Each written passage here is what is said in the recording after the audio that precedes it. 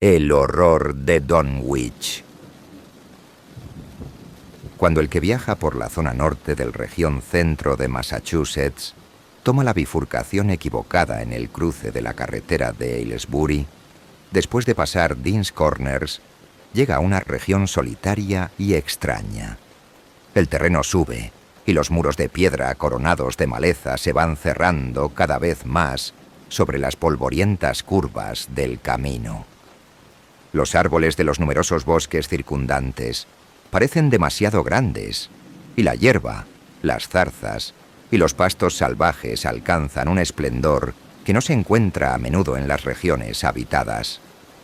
Al mismo tiempo, los campos cultivados son escasos y áridos, mientras que las casas dispersas exhiben un aspecto sorprendentemente uniforme de vejez, miseria y decadencia. Sin saber por qué, uno vacila en pedir instrucciones a las figuras solitarias y arrugadas que alcanza, a ver aquí y allá, en los umbrales ruinosos o en las empinadas y pedregosas laderas.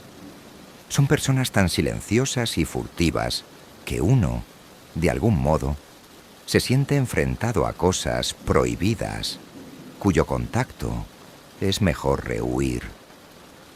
La sensación de extraña inquietud aumenta cuando una cuesta del camino permite ver las montañas cerniéndose sobre los bosques. Las cúspides son demasiado redondeadas y simétricas como para dar una sensación cómoda y natural, y a veces el cielo recorta en silueta, con especial claridad, los curiosos círculos de altos pilares de piedra que coronan la mayoría de ellas. Desfiladeros y barrancos de profundidad problemática obstaculizan el camino, y los rústicos puentes de madera siempre parecen de dudosa seguridad. Cuando el camino vuelve a bajar hay terrenos pantanosos que uno rechaza por instinto y en realidad casi llega a temer en el crepúsculo. Cuando se oye el parloteo de chotacabras invisibles y las luciérnagas salen en abundancia anormal para danzar al ritmo ronco, insistente hasta lo macabro, del estridente canto de los sapos. La línea delgada y brillante del curso superior del Miskatonic tiene un carácter serpentino, mientras corre pegado a los pies de las colinas abovedadas entre las que nace. Ya más cerca de las colinas, uno repara más en sus flancos cubiertos de bosque que en las cimas coronadas de rocas. Estos flancos se alzan tan oscuros y abruptos que uno desearía que mantuvieran la distancia, pero no existe camino que permita escapar de ellos. Al otro lado de un puente cubierto se ve una pequeña aldea, acurrucada entre el río y la ladera vertical de Round Mountain. Uno se maravilla al ver el apiñamiento de tejados a la holandesa deteriorados que hablan de un periodo arquitectónico anterior al de la región colindante. Cuando se mira con mayor atención, no resulta tranquilizador descubrir que la mayoría de las casas está abandonada y cayéndose a pedazos, y que la iglesia del campanario roto alberga ahora el único y sórdido establecimiento comercial de la aldea. Uno teme confiar en el túnel tenebroso del puente, aunque no hay modo de evitarlo. Una vez que se atraviesa resulta difícil no tener la impresión de que hay un tenue y maligno olor en la calle de la aldea, como de musgo y decadencia acumulados a lo largo de los siglos. Siempre es un alivio librarse de aquel sitio y avanzar por el estrecho camino que rodea la base de las colinas y cruzar la llanura hasta reencontrar la carretera de Aylesbury. Después, a veces, uno se entera de que ha pasado por Dunwich. Los forasteros visitan Dunwich lo menos posible. Tras cierto periodo de horror que asoló el pueblo, se quitaron todos los carteles que indicaban cómo llegar. Si se lo juzga con patrones estéticos comunes, el paisaje es más que bello. Sin embargo, no hay afluencia de artistas o veraneantes. Hace 2 siglos, cuando nadie se reía de brujerías satanismo o extrañas presencias del bosque, se acostumbraba a dar motivos para rehuir el lugar. En nuestra época sensata, dado que el horror de Dunwich, de 1928, fue silenciado por quienes velan por el bienestar de la aldea y del mundo, la gente suele evitarlo, sin saber muy bien por qué. Quizás un motivo, aunque no se aplique a los extraños desinformados, es que ahora la gente del lugar ha caído en una decadencia repulsiva, avanzando sin tregua por el sendero de la regresión, tan común en muchos lugares retirados de Nueva Inglaterra. Han llegado a formar una raza en sí misma, con los estigmas físicos bien definidos de la degeneración y la endogamia.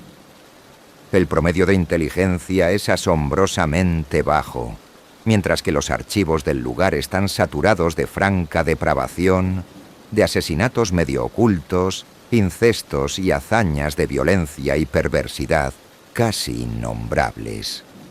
La antigua aristocracia, representada por las 2 o 3 familias con linaje que llegaron de Salem en 1692, se ha mantenido un poco por encima del nivel general de decadencia, aunque muchas ramas de sus árboles genealógicos se han hundido con tanta profundidad en el sórdido populacho que solo queda el apellido como clave del origen que mancillan. Algunos de los Whately y Bishop aún mandan a sus hijos mayores a Harvard y Miskatonic, aunque tales hijos rara vez regresan a los mohosos tejados semiderruidos bajo los que tanto ellos como sus antepasados nacieron. Nadie, ni siquiera quienes conocen los hechos relacionados con el horror reciente, puede decir con exactitud qué sucede con Dunwich. Aunque las leyendas antiguas hablan de ritos impíos y aquelarres de los indios, en medio de los cuales invocaban a sombras prohibidas en las grandes colinas redondeadas y realizaban salvajes plegarias orgiásticas contestadas por fuertes crujidos y truenos bajo tierra. En 1747 el reverendo Abijah Hoadley, recién llegado a la iglesia congregacionista de Dunwich, pronunció un sermón memorable sobre la cercana presencia de Satán y sus demonios, en el que dijo: «Debe reconocerse que tales blasfemias, procedentes de algún cortejo infernal de demonios, son asuntos de conocimiento demasiado común como para negarse. Las voces malditas de Azazel y Buzrael, de Belcebú y Belial, han sido escuchadas en nuestros días por un grupo de testigos de confianza, aún vivos. Yo mismo pude captar, hace no más de una quincena, un muy claro discurso de los poderes malignos en la colina que está detrás de mi casa. Había chirridos y estruendos, gruñidos, cascabeleos y silbidos que ningún ser de esta tierra podría provocar, y que por necesidad debieron provenir de las cavernas que solo la magia negra puede descubrir y solo el maligno desvelar». El señor Hoadley desapareció poco después de pronunciar este sermón, pero el texto, impreso en Springfield, aún existe. Hubo informes, año tras año, sobre ruidos en las colinas, y todavía son motivo de intriga para geólogos y fisiógrafos. Otras tradiciones hablan de olores fétidos provenientes de los círculos de columnas de piedra que coronan las colinas, y de presencias etéreas que pueden ser escuchadas débilmente a ciertas horas en puntos fijos del fondo de los grandes barrancos, mientras que aún otras tratan de explicar el salto del diablo, un flanco de colina estéril, calcinado, donde no crece ningún árbol, arbusto ni hoja de hierba. Los oriundos del lugar también sienten un pánico mortal ante las numerosas chotacabras que rompen a cantar en las noches cálidas. Aseguran que las aves son psicopompos que acechan las almas de los agonizantes y que lanzan sus gritos pavorosos en consonancia con los resuellos del moribundo. Si consiguen atrapar el alma cuando abandona el cuerpo, alzan vuelo entre un escándalo demoníaco, pero, si fracasan, se hunden poco a poco en un silencio desilusionado. Desde luego que estas historias son obsoletas y ridículas, pues provienen de épocas muy antiguas. Por cierto, Dunwich es un sitio ridículamente viejo, más viejo, por mucho, que cualquier otro en 30 millas a la redonda. Al sur de la aldea aún se pueden ver las paredes del sótano y la chimenea de la antigua casa de los Bishop, construida antes de 1700, mientras que las ruinas del molino de la cascada, construido en 1806, constituyen la pieza arquitectónica más moderna que puede visitarse. La industria no floreció aquí, y el movimiento fabril del siglo XIX duró poco. Lo más antiguo son los grandes anillos de columnas, de piedra toscamente labrada, en la cima de las colinas, pero, por lo general, se atribuyen más a los indios que a los colonos.